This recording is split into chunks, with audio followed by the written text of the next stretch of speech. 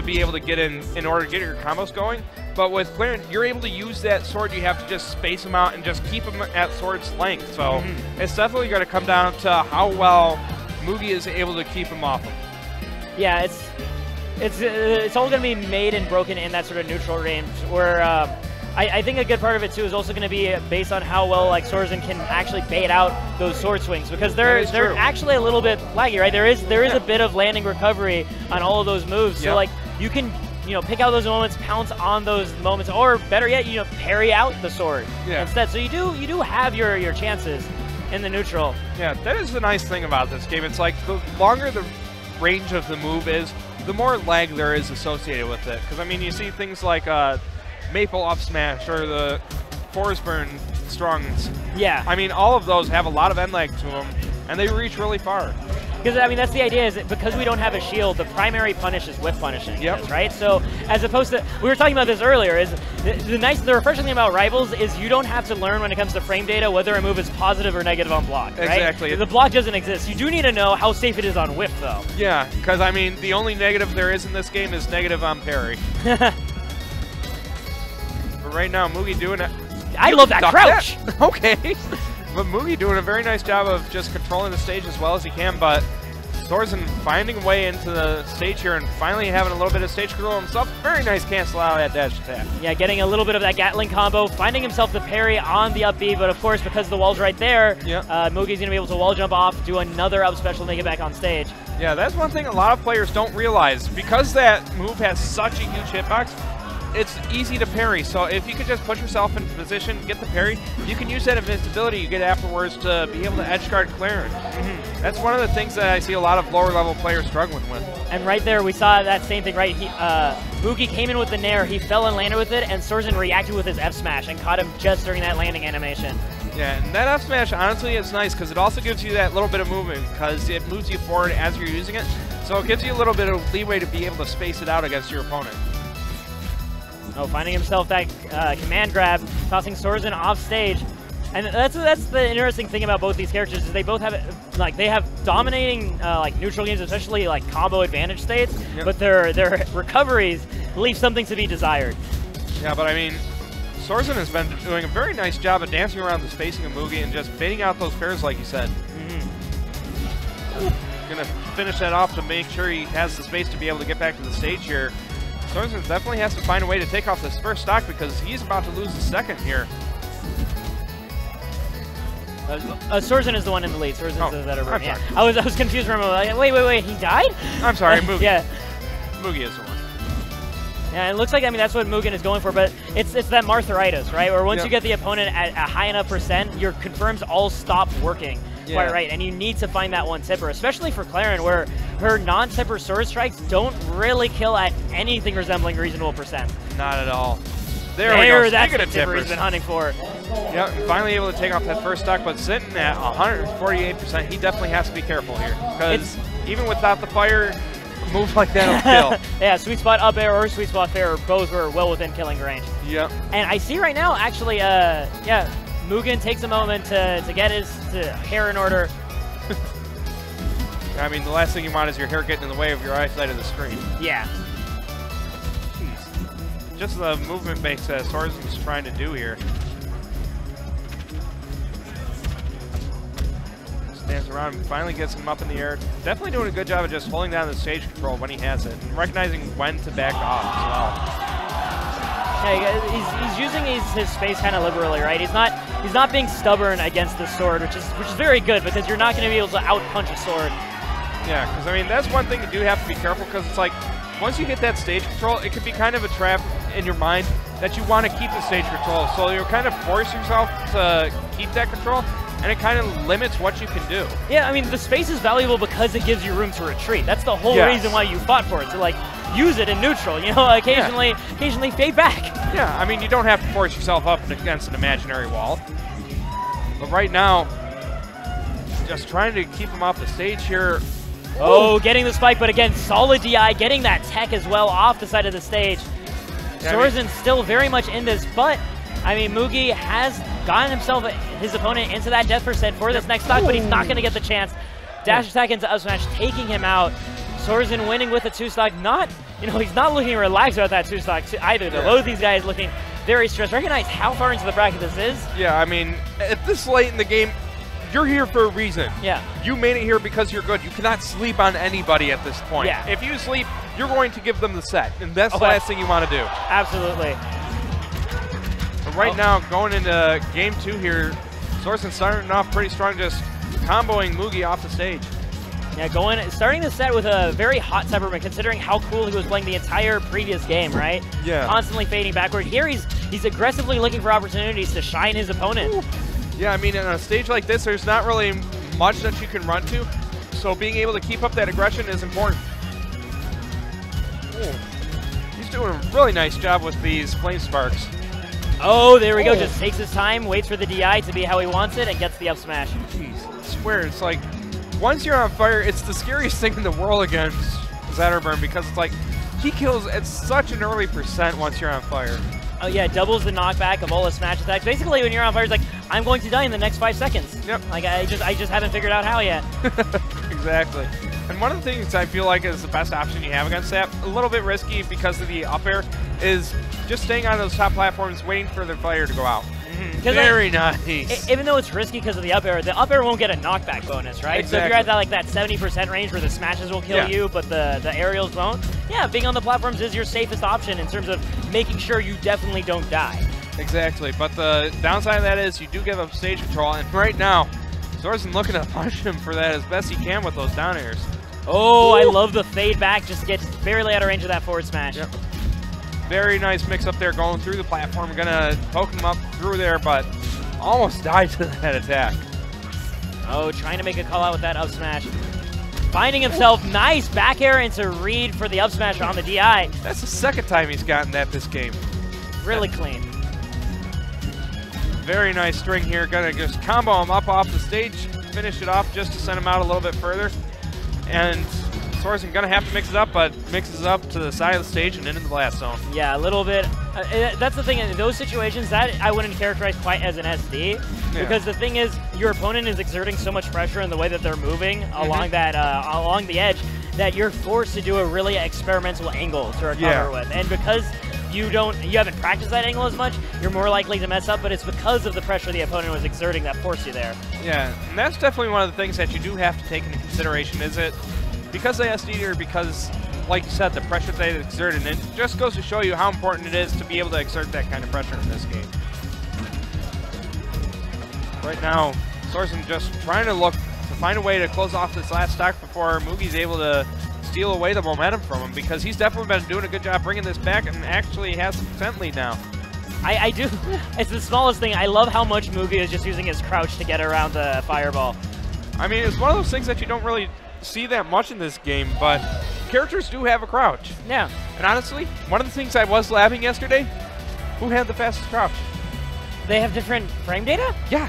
I didn't know that. Okay, so who has the fastest crouch? Zetterburn and Raster. Oh. There is no frame animation between their standing animation and their crouch animation. It is just instantaneous for those characters. Interesting. Also Ori. Oh, yeah, Ori makes sense because he's just so short. Yeah. Yeah, like, he's basically already crouching. I mean, like, Clairen, you see her moving her hand down to the stage in order to be able to crouch, but with Zetterburn, it's just instantaneous. He's like, I'm up here, now I'm down here. So it's one of those little tiny mechanics that could come into play in this kind of game. I do know that you can just down tilt immediately, though, either way, even with the crouching animation. Yeah. But that is interesting to know. Right now, Sorzan doing everything he can to keep Mugi up in the air, but Mugi fighting his way down with those disjoints.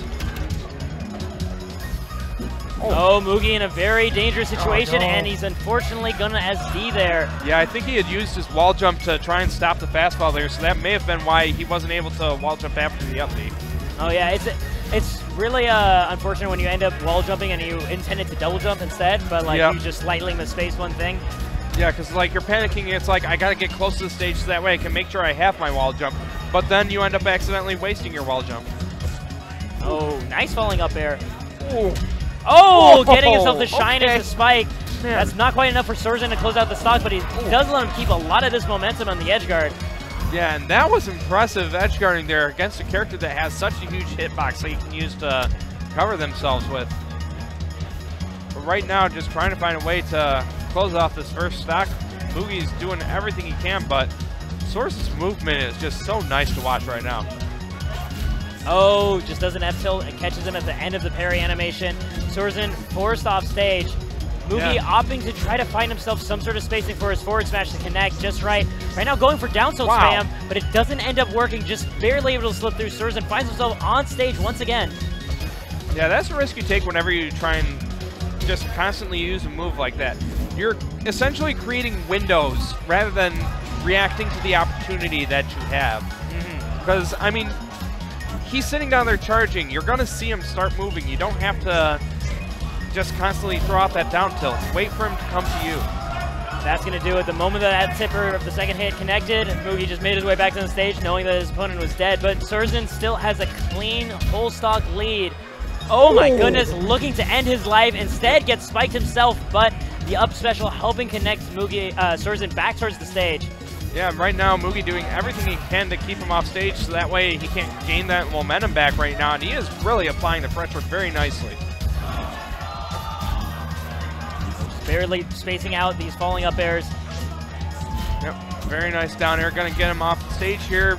Nice up B to extend the combo. That was a really great DI also from Sorzan to just go straight into the blast zone, because that prevented Mugi from getting like the ideal follow-up that Clairen are hoping for there is just being able to combo into a spike, right? Yeah. So by DIing away, he actually denied that possibility. Yeah, because one of the things you have to remember, since he got that grab, he gets his jump back off of that, so he could have just kept on following him out there. So by DIing out, like you said, that kept him alive in that situation.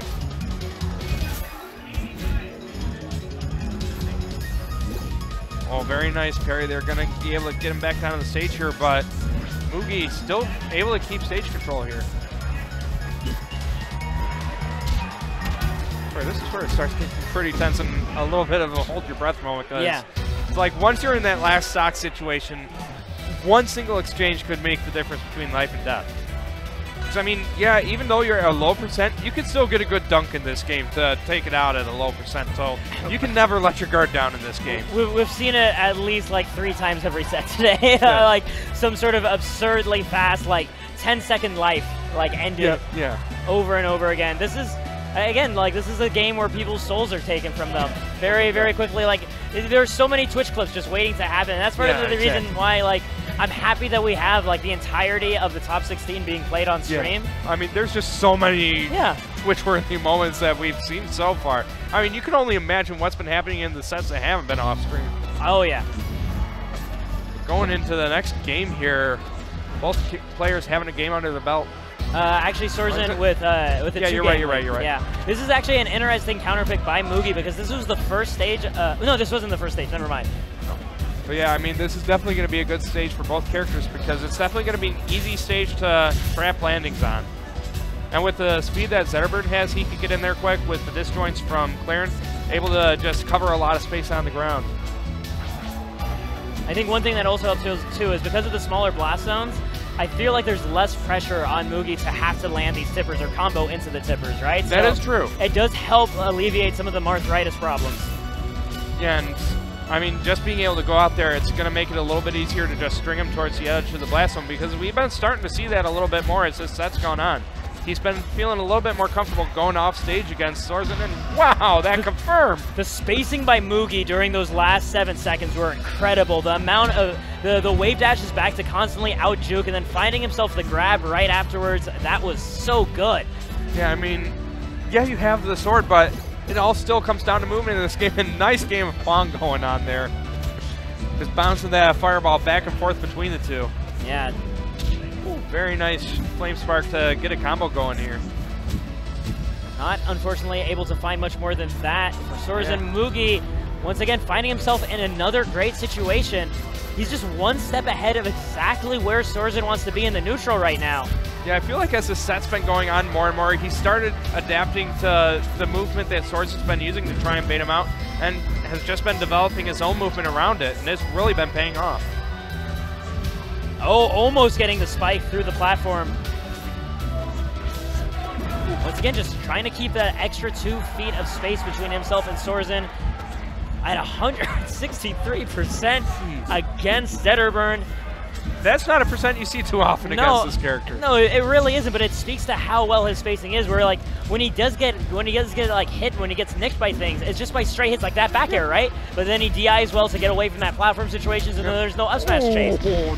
That had some nice base to it. That was really nice. Being able to follow that bounce and be able to find the sweet spot up air right afterwards. Yeah. Very necessary with the way that this has been going, already at 104% because of all the extra credit that Mugi got with the previous stock. Yeah, and that just goes to show you how important it is to be able to DI out of things, being able to keep your opponent from being able to extend their combos into confirms. Because if you can live long like that, that means you're going to be able to have more chances to rack up percent on your opponent. Ooh, that is unfortunate. And this is looking more and more like Mugi's game with the way that he's been playing it. Yeah, but I mean, we've seen Sorzan get some good combos off himself, so it's definitely not out of his grasp by any means, because if he can get a good string like this here. Oh my God! He just brought it back just like that. You know, Scooter, good call.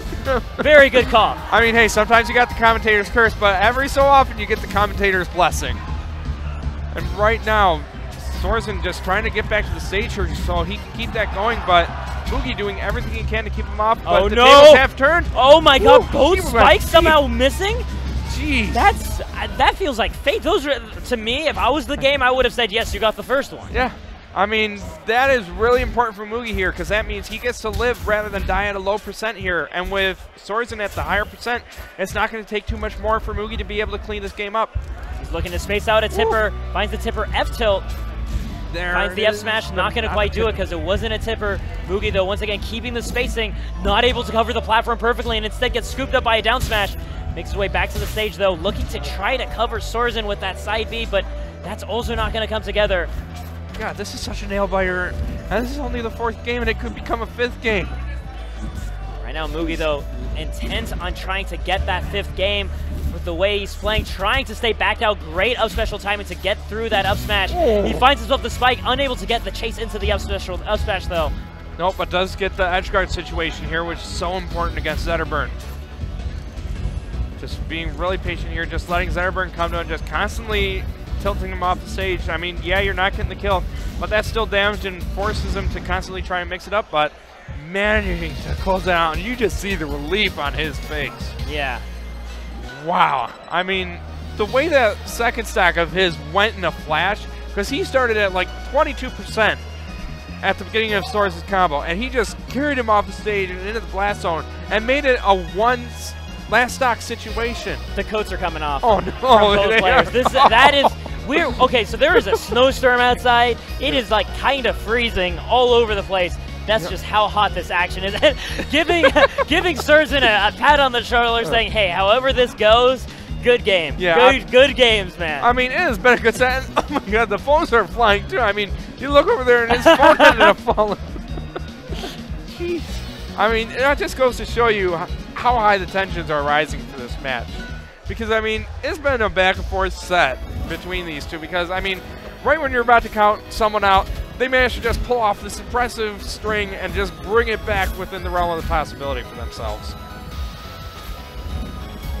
But going on to the Tower of Heaven here for the final game, I mean, this is definitely one of the most neutral-heavy stages of this game, in my opinion, just because of all the options these platform setups give you. Mugi once again finding himself with this edge guard situation. Doesn't find himself the spike though, but finds the side special right afterwards and keeps the pressure going. Looking for something more. 103% now on Sorzan, but importantly though, Sorzan finds his paws on solid ground. Yep, and right now, Mugi just gonna have to try and find a way to be able to close the stock off because, I mean, we've seen the explosive combos that Sorzan's able to pull off. So being able to get that early lead is so important in this game. Getting the sweet spot up there, already 95%. This is looking so far like an even game. Trying to reach up there with claws on that up smash, but not going to be able to reach him. Right there, just trying to bait out something with that dash dancing, but Mugi doesn't give in, eventually forcing Sorzan to retreat to the other side of the stage. Oh, very nice confirm out of the dash. Going to get it, even with the fire, is going to be able to get the kill here. Very nice tilt. Going to get Mugi the edge guard situation going down with the down air next to the stage. Yeah, but of course, because Sorzan was already hugging that wall, that's just a simple matter of teching. You have the entire tipper animation to react to the fact that you just got spiked. Yep. right now just trying to find a way to close off the stock. He's living at 174% right now. And this is, I think, something that Sorzan is very intent on leveraging. He remembers the way that that third game went, which is, hey, if I just stay out of the way of the main kill confirms, I'm going to be sitting in a fantastic situation. I'm going to live until 220%. Yeah, and I mean, he's getting close to getting to that percent, 207. But, oh, not quite there. Yeah. But still, 207, finally giving up your stock. If you can get that much mileage out of every single one of your stocks, you'll win on sheer value. Exactly. But right now, I mean, only about 25, 30% separating these two players, but Sorzan intent on widening that gap. Oh, great spacing by Mugi once again, trying to bait out these moments of aggression for him to punish. But Mugi finally getting that moment to punish there and racking up a little bit of percent himself, forcing him towards the edge of the stage, and you just see Sorzan just dancing around these platforms, trying to create these openings. Seeing a little bit of boldness now from Mugi, right? You recognize the fact that Sorzan has been doing nothing but baiting. What that has done is it's emboldened him to throw out buttons, right? He's like, if you're just gonna run around and do nothing but run around, I can swing my huge hitbox and catch you for running. Yeah. You're gonna need to either like parry at some point or walk up and hit me, so I press my sword first. Yeah, and that pressure he was applying at the edge of the stage meant that Sorzan couldn't fade in there after the uppie and just kind of fell in the blast zone. Very nice confirming the up smash. And we got a one stock for the... And one stocks all around, all on this final thing. Loser goes home at 13th. Winner carries onward. I mean, I'm just in awe at what I've seen today from all of these players. Well, hold on. We were not done with this set yet. Right now, Mugi carrying on this momentum, getting himself his edge guard, finding himself a tipper down tilt, looking for a spike. It's going to be on stage. He doesn't get the grab confirm afterwards, though, and this gives Sorzan an opening. Yeah, and I mean, these are the kind of openings that can make or break somebody at this point because, I mean, your last hit, last stock. You cannot afford to give your opponent a single opening because in this game, a single opening could mean the game at this point. Oh, it absolutely does. This is a last hit situation. Oof. Almost got that sweet spot forward air, and one more of those suckers, and it looks like Mugi will die. Well, very nice parry, but not going to be able to get much off of it. Finding his way back to the stage here. Thought he was going to do a turnaround smash there. I have some feeling of a tipper smash coming. I don't know, man. It's looking kind of scary. Oh, got to get him to the edge. Getting an F tilt. Yeah, I mean, he's doing what he can to just try and keep him from being able to move around the stage here. Very nice dodging away. Oh, just being able to barely sail right over that up smash. Finding himself in air, finding himself the first hit of forward air, and that's going to do it. Wow. No, the pop-off hug. I mean, that was an intense set between both of them. Both happy with how they played. Yeah, very, very good stuff. I mean, when you have a set like that, you can't really feel bad about how you played because, I mean, you were both throwing everything you had at each other, giving it your all. And, I mean, when it could go either way in a blink of an eye, I mean, you can't really